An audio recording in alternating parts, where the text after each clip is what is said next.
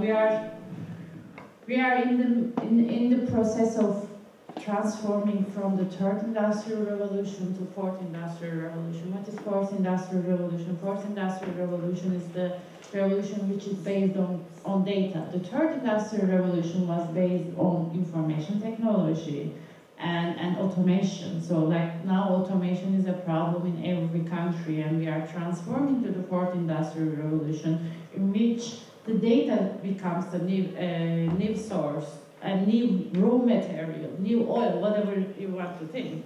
But it is the base of the fourth industrial revolution, and only few countries are in this process now, like the US and maybe to a certain extent EU and Australia, but the rest, most of the developing countries are transforming from the second revolution to third. Like they are experiencing the challenges of information technology and automation. And then in the US, we are almost done with that. And now we are on the fourth industrial revolution, which the data becomes like relevant. So, and as I said, like why this is relevant to us, like as consumers, as users, as citizens, why do we need to care about the fourth industrial revolution or e-commerce agenda?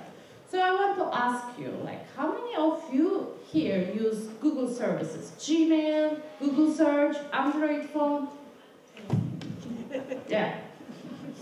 I can't see anyone like who's not using Google. Like everyone is like using Google. How about Facebook? How many of you have Facebook accounts? Okay. Apple, like how many of you have like either MacBook or iPhone or have ever used like iTunes? Okay. And how many of you shop from Amazon? Okay, yeah. I'm a good shopper. How many of you use AliExpress or Alibaba? Okay. So as you can see, these are the services we use. These are like these companies. They shape our lives. We shop from them. We read our news from them. We exchange messages. We communicate through them. So these companies are in our lives, and they provide these services to us, and we use their services.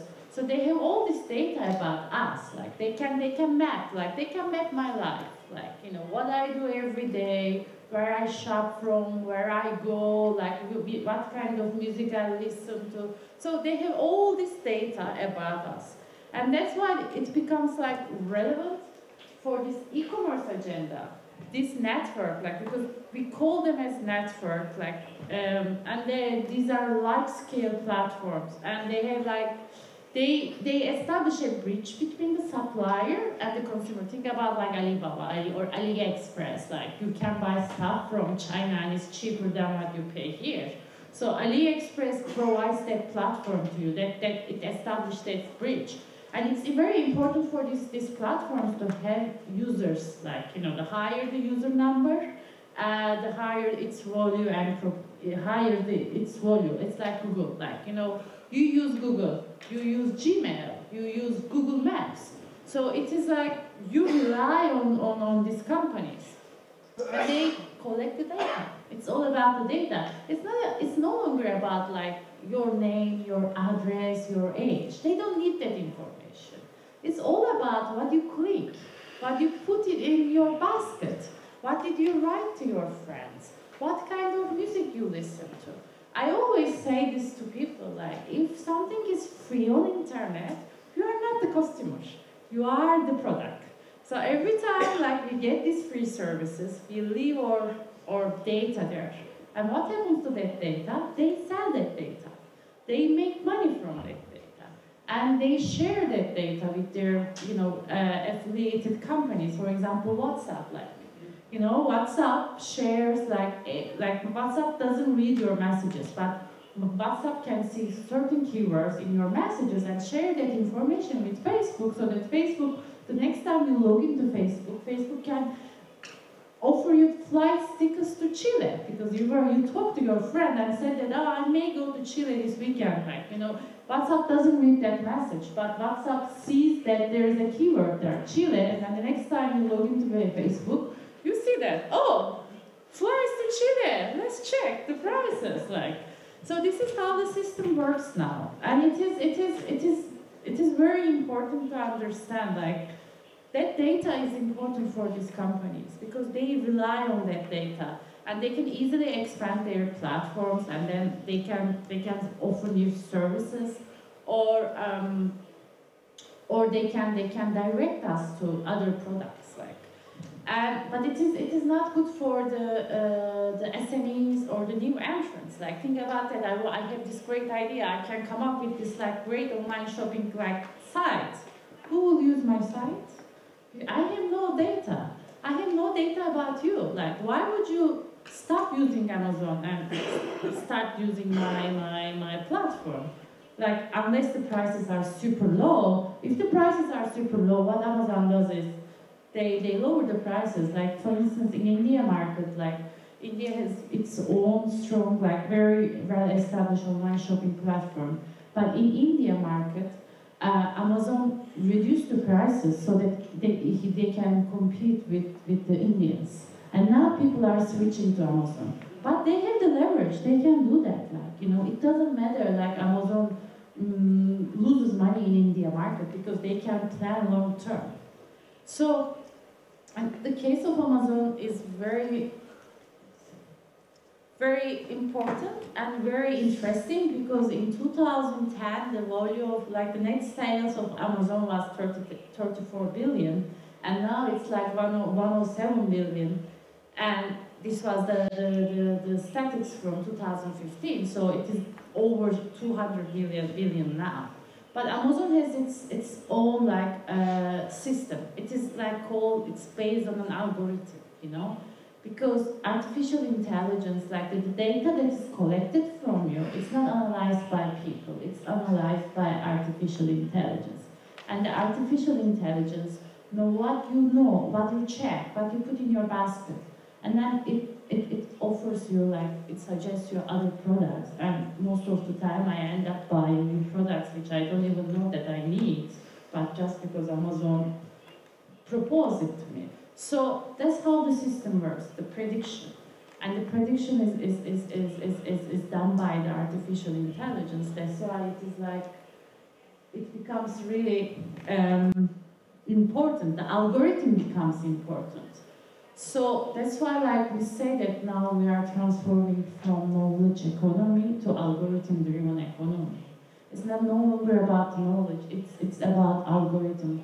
Like, whoever has the data, they can analyze the data, and then they can come up with the algorithm. There are algorithms for all of us. Like, these companies, they have algorithms for all of us. So that's the companies which have the algorithm has the power. So, and they control the flow of information, flow of data from one point to another. And they can come up with dynamic pricing. Like, for example, the price she receives on Amazon is lower than mine because I use this fancy Mac, and she will pay less. This is how Amazon's pricing is working, and this is actually the fact. Like, so, because they assume that, like, if you have a MacBook, you can afford the higher price. And monopolization, we talk about monopolies. The GAFA is a monopoly. Like, you know, 4 US companies and 1 Chinese company, they have monopoly over all the services and markets. But there are challenges because the regulators, like, even in developed countries, even in the US, they have no idea how to deal with these challenges. Like, I don't talk about developing countries, like, because we are still, like, going through the knowledge economy. But the regulators in the US, in Japan, in European Union, they don't know how to face with all these challenges: consumer protection, competition, antitrust, privacy. And 2 days ago, Google was fined by the European Commission 3.4 billion because of the Google search results. Google is giving priority to Google shopping results, so they fined Google. But the problem was, like, and everyone thought that, oh my God, this is like a crazy amount of money, 3.4 billion. It's nothing. It's nothing for Google, you know, amount of money they made from the Google shopping and the search results. And it took 7 years for that case. The case started in 2010. And the technology has changed, algorithm has changed, and Google didn't disclose its algorithm, so we still don't know how the Google algorithm works. So we have challenges, and we are standing here now like we don't know how to deal with this algorithm-driven economy. We don't know how to deal with artificial intelligence. But they say for us that apart from algorithm-driven economy, there are also Internet of Things. They are all this connected, like your phone, your computer, your lights, your fridge, your smart TV, they're all connected to Wi-Fi. They collect the data. They collect the data about you. How does it work, like, you know, and now we've been talking about all these hackings, like, it's not only Russians, like, you know, even the 15 years old kids, they can hack your fridge, or they can hack your, like, medical devices, because they have access to those devices. For instance, in Europe, the Norwegian Consumer Agency had this research about these dolls, like these dolls that you buy to your daughters, right? They can connect to Wi-Fi, and the hackers can give like instructions to dolls, saying that like, and they can talk to your kids. They just need to hack the system and the source code and get into the system and your Wi-Fi. And there were lots of hacking stories, like the nuclear power stations. They were hacked twice. Why? Because there's always a security gap. So we are talking about like connected devices, and then all these privacy challenges and algorithms. These are all realities. And regulators, they have no idea how to deal with that, even in the US, Japan, European Union. And then we have this so-called e-commerce agenda. So what is this e-commerce agenda about? It's about everything you can think of it. So the status quo works in best interest of GAFA. You know, GAFA is really happy with the current situation because there isn't enough regulation, and we don't know how to deal with it. And we don't know the technology in 5 years, and we don't know the challenges in 5 years. Think about that, like 10 years ago, whoever thought, like, can you think of, like, no one could have thought about Uber. Like, you know, I wouldn't have thought that I would take someone else's, a stranger's car to go to the airport, you know? But they were thinking about it. Like, so now, like, we talk about this, like, you know, cars and everything, but we don't know the technology. They know the technology, so they are preparing for it. And because the regulators are becoming more and more concerned, so they came up with this e-commerce agenda, which first showed up in the TPP e-commerce chapter, and then, like, copy-paste. TISA, RCEP, and then the WTO, and NAFTA. So there are all these issues there, like, they are very technical issues. Like, I'm not going to get into details because I'm running out of time, but I just want to mention something. Like, the core of this agenda is, like, cross-border data transfers. So, and I always say this, like, you know, there are lots of provisions. This chapter is like maybe 30 pages, like, but the core is the cross-border data transfer. What's that mean? Like, this means that, like, Google can take the data from Argentina to the US. Why this is important for Google? Because the data determines the place you store the data determines the legal system which will apply to that company. So if the data is not here in Argentina, your regulators cannot do anything, you know. Google takes the data to the US, and the US there are no privacy rules, like there are some exceptional rules on HAD and blah blah, but there is no like blanket privacy rules. They don't even have the notion of privacy. And they can use the data as the way they like. They can store it as long as they want. They can sell it, they can share it. So that's what they want. They want to control the data, because whoever controls the data will control our futures. So, and this provision is like, they say that this is for open internet, we are against censorship, so we need this is the reality of technology. We need to transfer the data. Data should flow freely. But data is already flowing freely. So there are some barriers. They call them as non-tariff barriers, such as privacy rules or consumer protection rules. But apart from that, the data is flowing freely. Like, for instance, Australia. Australia has this rule saying that the health information should be stored locally. Like the information about patients and the doctors, or all this health information should stored locally. And they say that Australia is digital protectionist. Australia, this is a non-tariff barrier, so they should get rid of these barriers. And these provisions are aiming to do that with very limited exceptions, and especially for the health information, because health information is a sensitive information, and countries, they want to keep that information within their territory, because now we have all this medicine and then the biopiracy and other issues. There are lots of discussions around the health information. So the countries have right to require that information to be stored locally, but they said no, this is a non-tariff barrier. It should flow freely.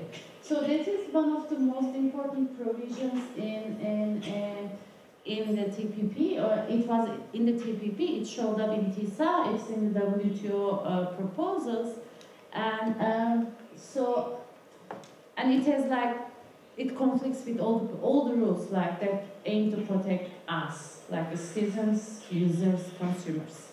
So, and there was a big debate between the US and the EU when they were negotiating the US FTA. So, but there was one lesson to draw from there, because I was in Brussels a couple of months ago, and we had a session about this. And one of the European parliamentarians told us that there are rule setters and rule takers. And now the US is becoming more protectionist about trade. So they moved away from the WTO and the TPP and the other FTAs. It's an opportunity for us to be a rule maker or standard setter. And I have to say, Argentina is also very enthusiastic about that. There is a group called Friends of E-Commerce for Development, and Argentina is one of the members of that group. They push for this e-commerce agenda in the WTO. And because now everyone wants to be the rule makers. But the problem is, these rules are not our rules. These rules are not even the US government, US rules, because this is not in the interest of US consumers, US citizens, US regulators. This is in the interest of GAFA. So these are the rules of GAFA. And all these countries, I'll show you just very briefly the proposals from. Yeah, all these countries, these are the proposals, there are 12 proposals for different groups of countries. It's not only the developed, also developing countries, as you can see. Argentina is one of the active members of this group, put its name on all kind of non-proposals and papers. But they want these rules because they believe that this is good for the future, good for the development, good for the SMEs. And everyone believes that they can be the rule makers. But the GAFA is the real rule maker, and we call them as data lords. And they want to control the data. Controlling the data means controlling our future. So we should be more diligent about data, and we shouldn't give the control to the data lords, because giving control of data means that giving control of our future. That's why this e-commerce agenda is very dangerous, it's very controversial, and we don't have that much time to fight against that. Just one more issue that I have to tell. in this agenda there is a custom moratorium issue. So custom duties, WTO moratorium, and Mr. Fernandez also mentioned that. So this moratorium is very important, it's very relevant for developing countries because it is renewed every 2 years and it is somehow connected to TRIPS non-violation moratorium. What is TRIPS non-violation moratorium means? We all know that the TRIPS agreement, it changed lots of things for us, especially for developing countries in terms of access to medicines, access to knowledge, education, and everything. So non-violation moratorium is a kind of deal between developed and developing countries, saying that developed countries assure developing countries that we are not going to sue you for your implementation of TRIPS agreement because the way some of developing countries implemented the TRIPS agreement, like India, Argentina, it doesn't make happy the pharmaceutical industry and the US. But because of this moratorium, they can't sue us. They can't really sue like India, Brazil, and other Argentina.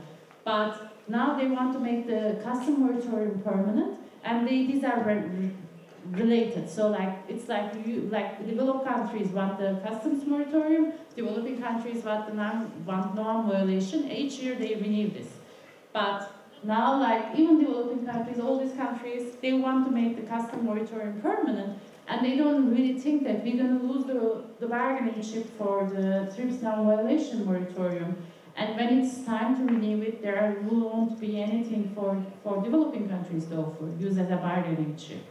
And if they can't renew the non-violation moratorium, that will be a nightmare for many countries, including Argentina, because Argentinian patent rules are not making the big pharma happy in the US. Then they've been complaining about it. They've been asking USTR to sue the Argentinian government at the WTO. So it is very important. We think that this is these issues are not related to each other, but they are related to each other, and they are very, very relevant for all of us. It's not only the governments or the companies or the unions, but as citizens, as consumers, as internet users, we should all be concerned about these rules. Thank you very much.